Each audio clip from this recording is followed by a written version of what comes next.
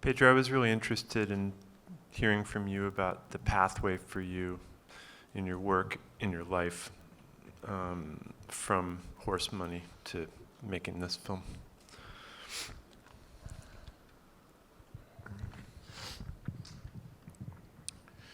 Yeah, now it seems it's... Yeah. For me it's okay, but to get the money, they say it's always the same thing. That's right. So I feel always the same thing. Yeah. I mean, I've been working with this group of people and actors and people that help for a long time now. And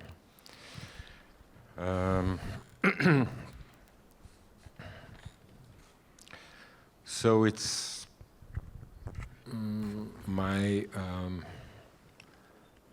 it's nice. It's nice because it's my ideas with. It's not only my ideas or my desires. It's always a little bit, you know. My desire is tempered by their desire. So I'm not really a guy who comes with a story and directions, and it's very risky, as you might imagine. It's very risky always, it's very scary. We have to do it in a sort of, strange economy. It's films that are very long, they take a very long time to shoot. But shooting, preparing, it's preparing, shooting, everything's the same. I mean, preparation and the take, or the preparation to do a take, or a rehearsal, and the final scene, it's very ambiguous now.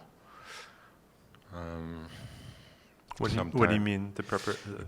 I have this idea, even if I don't. It's something very that you might not associate with my films, but sometimes I think about Andy Warhol, which I really, really like. It's very strange. Everything says, do not like him, but I do like him. Actually, I think the same thing as Langlois, you know, wrote a beautiful text about Henri Langlois, who's a very important person, wrote a very nice text about Andy Warhol and Godard. And in this text, I always remember, he says, Godard and Warhol are the two guys that taught us how not to make films. I mean, a certain economy, a certain way of living, it's risky business, let's say, in a way. More for Godard than Warhol, perhaps, but in Warhol I sense the same kind of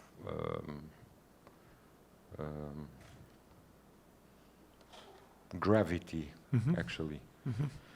You know, he's not that mundane. Do you say mundane? Mundane. Mundane. Yeah. It's not that. It's not just the. Well, actually, Warhol, the filmmaker, is not at all known. Nobody knows Warhol. Everybody. No one sees the films. Yeah. And people leave the theaters because it's boring, etc., etc. So, but the reality of those films, the reality that he dealt with, is very, very moving to me. And I see perhaps something in the method or the way in certain films that, especially one film I saw called Beauty Number 2, Yes. which is an amazing film, where you are seeing the preparation of something that can become a film, and is directing the actress and the actor, and then the film is over. So it's a preparation for something that is a film already, And I'm doing more or less the same thing. I think we're beginning with beginning with this desire of doing something, something from their lives, the life of Vitalina, in this case, and then a long work starts, which is very close to, because I have I managed, or I don't know how really, I have time on my side a little bit, because these films are actually Horse Money, which is the film before, and this one were made where the financing of it, I managed to balance the two. So I put money from a little bit the people that gave me money to Horse Money into the next project. You rolled it over. Tried to blend together. So when I finished, I was already trying to start this one, but anyway, it's always 2 years, 3 years, because I need that. Vitalina, the people especially the actors, need that. We need to go to very, very dangerous places. I don't know, very. It's difficult. It's difficult work. Dangerous places, in reality, dangerous places emotionally. Yeah. And to create it as a kind of a film that really comes out of the night, is that something that... I didn't think about that at the beginning. Yeah. But when I met Vitalina, she told me I've been living in this house, closed in this house forever, it seems to me, and she never went out except at night. She was afraid, not wanted a little bit. She was the widow of this guy that certainly had another family, another woman, wife. So she was ashamed, angry, ashamed, and so, night seemed the proper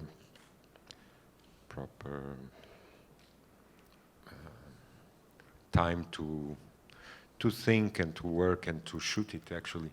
But so that was another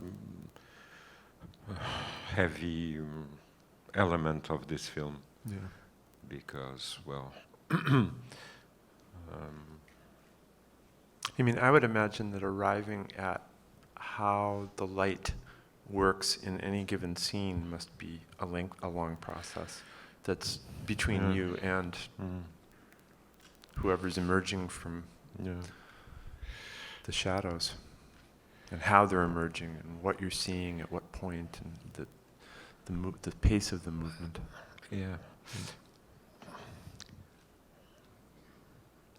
I think you have to be aware of a certain. We really want to do the films, as you know. We want to do these films.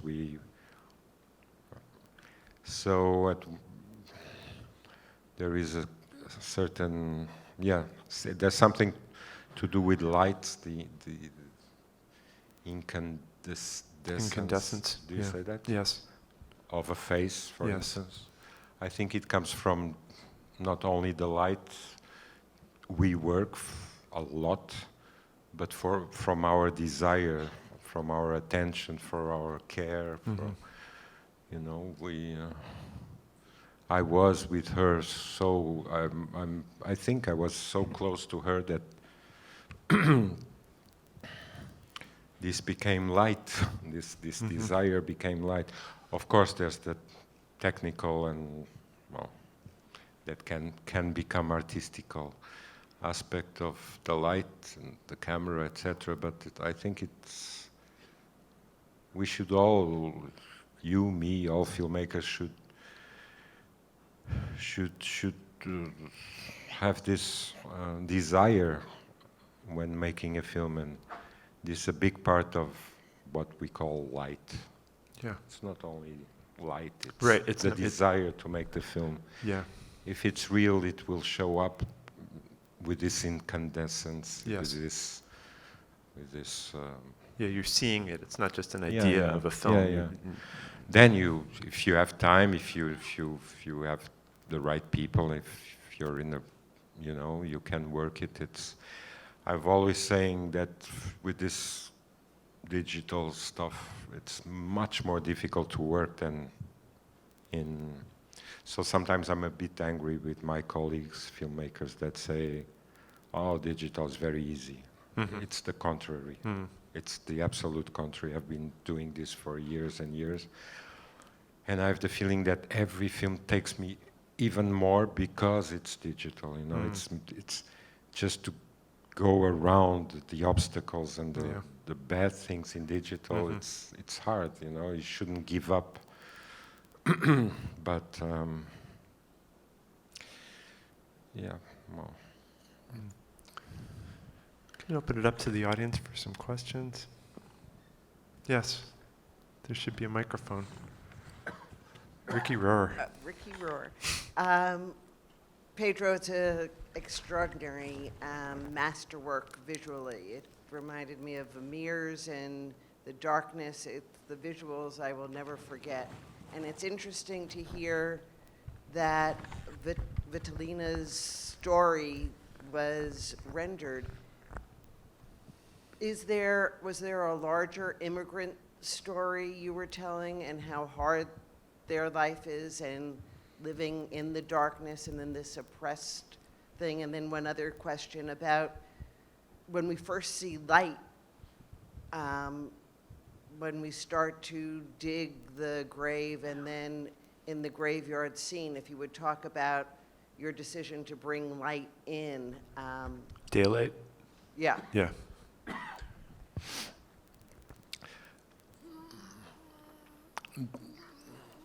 Well, the films evolve a lot. They start with, I don't remember the beginnings, never, because we live so in, it's so intense, so never stops. It's like Kent was saying, it's stupid to say that our lives and the films are mixed. A little bit, not in a romantic, you know, I have a lot of work to do. It's not, we have a lot of work to do. Meanwhile, not only the shooting and thinking about film, and we have a lot other stuff to do. Because I've been there for a long time, and it has become a part of my life, of my work, not only to do the films, but to do other stuff. I mean, and so it's very interesting. It's a very interesting work. So I'm very interested in how they live, what's wrong, how's it changing. And I know the place. I've been since the beginning, since I've seen all the changes. I've recorded the changes. We have now a sort of archive of what's been happening to them. And these people are a part of my country. Well, they are the best part of my country, actually. So in the beginning, I think there is always, it's bigger. It's bigger, it's more choral, there's more people. With Vitalina, I don't know what happened. It happened something that brought us, me and the crew. Well, the crew is 4. We are 4, as you saw. And it's okay now. 4, it's the good number, I think. There's no discussions, there's no bullshit. And when you don't have bullshit in the crew, you don't have bullshit in the film, which is great. And I think this film is more or less immune to bullshit sometimes. in a way. Not always, but I'm not happy with certain things, but that doesn't mean that they're bullshit. yeah, but you know what I mean. But I work with a very, very strict, very Spartan economy. I mean, you know, it's difficult to finance films like this, of course, and it's difficult to finance a guy who's been doing this film forever. Because every TV, will say it's the same thing, it's the same story, it's the same. Anyway, the idea is to be bigger and larger, etc., etc. Bigger in the sense to be, but I was so fascinated and in love and interested, and I saw what Vitalina could do, because she was so interested in the work, you know, not only in telling her story, but telling her story in the film, with cinema, and being with her day by day with the camera and the microphone and rehearsing and, you know, deciding on the text. It's very interesting work for someone who had no experience at all. It's a kind of work that for me is priceless, because and I don't see many people doing it. I mean, this way, in a very, you know, sometimes it doesn't go anywhere, or it's just, you know, a secondary thing, but to but to work properly, I think, with people that are not actors, and it had a place in cinema once. I mean, Jean Rouge, Rossellini, Straub, Godard, sometimes, lots of people. And now it seems a bit, it's this strange thing of documentary fiction that everybody talks about and writes about, and it's not very serious. But it's not really, well, I don't know if this is fiction or documentary, because everything is real in the sense that all the texts come from Vitalina. I just organize, cut, condense, but she writes it. We don't write anything. We memorize. We decide on this oral work, and so each scene is 10 times longer than what you saw. And the work is to reduce. Anyway, the work in film, as you know, is to get it shorter and shorter and shorter. And I think also, Ricky was wondering about the emergence of daylight at the end of the film, which... it's not exactly the cemetery and the scene in the cemetery, which is, I wouldn't say inevitable, or we could have passed over that. But the scene in the last shot, it's a shot I shot in Cabo Verde, in her village. It's her house. It's the house. I don't know if the film the film is a bit complicated, but there's a shot where she talks about the house she built with the husband. She says that house was really great, and we worked for 45 days, etc. That's the house you see in the end. I knew the house existed.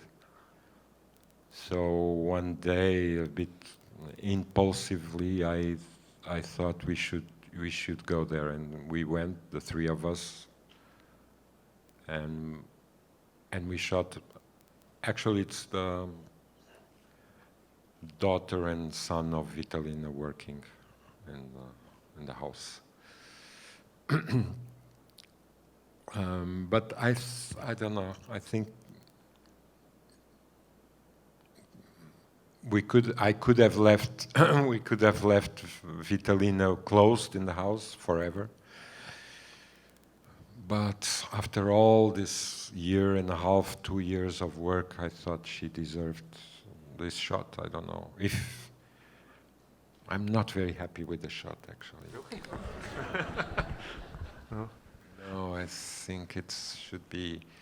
But then if it was too wide, you wouldn't have caught it, perhaps. I don't know. But well, anyway, it's emotional in this case. It's very sentimental, not emotional, sentimental.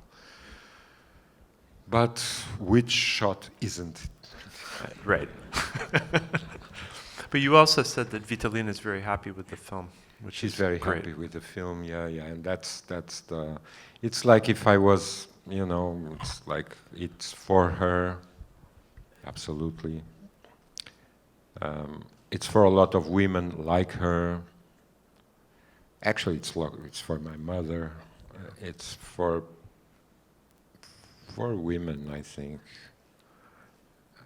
No, I'm sure, but so. Yeah, it's a film that I was more afraid of because I've made films with women or girls, but girls are more. Vitalina is different. It's scarier, and in the sense that. But it's always the same problem. It's a cinematic problem. And where do you put a camera in front of a person like this? And so I take months till I think I find a place, and sometimes I'm not happy because I get it wrong, and I think, but well.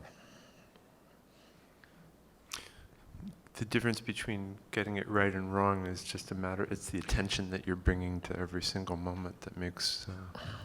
Yeah, but it's very, sometimes you get it wrong and you don't have the time to get it right. Yes. Because our business is very, you have to move on. Even if you come back, it's not the same thing, if you want to redo the scene, it's not the same. And so you really have to be precise in this job.